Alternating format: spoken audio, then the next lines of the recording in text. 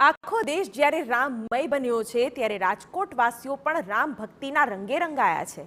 માતૃ મંદિર કોલેજના વિદ્યાર્થીઓ દ્વારા અયોધ્યા ભગવાન શ્રી રામ માટે અનોખો વિશાળ હાર બનાવવામાં આવ્યો છે અને આ વિશાળ હાર અયોધ્યા ખાતે મોકલવામાં આવશે।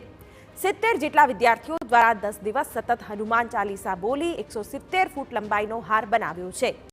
આ હારનું શાસ્ત્રોક્ત વિધિ વિધાન મુજબ પૂજન પણ કરવામાં આવ્યું।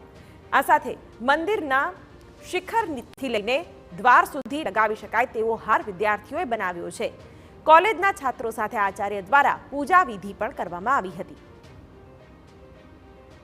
અયોધ્યા ખાતે જ્યારે પ્રાણ પ્રતિષ્ઠા મહોત્સવ થતો હોય ત્યારે એક નવો વિચાર કે કંઈક ફૂલની પાખડી મોકલવી અને એના સ્વરૂપે 340 ફૂટનો હાર, એ હારની અંદર ઇલાયચી, લવિંગ અને ચોખા ને મોકલવામાં આવ્યા છે। 300 કિલો ઉપરનો વજનના ટોટલી વસ્તુઓની ખરીદી કરી 10 દિવસ સુધી 70 વિદ્યાર્થીઓએ મહેનત કરી છે અને આ હાર બનાવતા સમયે રામધૂનની સાથે હનુમાન ચાલીસાની સાથે ભક્તિના ભાવપૂર્વક બનાવવામાં આવ્યો છે। આમાં 70 જેટલા વિદ્યાર્થીઓ લાગ્યા હતા ને 8-10 દિવસમાં મેં આ હાર પૂર્ણ કર્યો છે।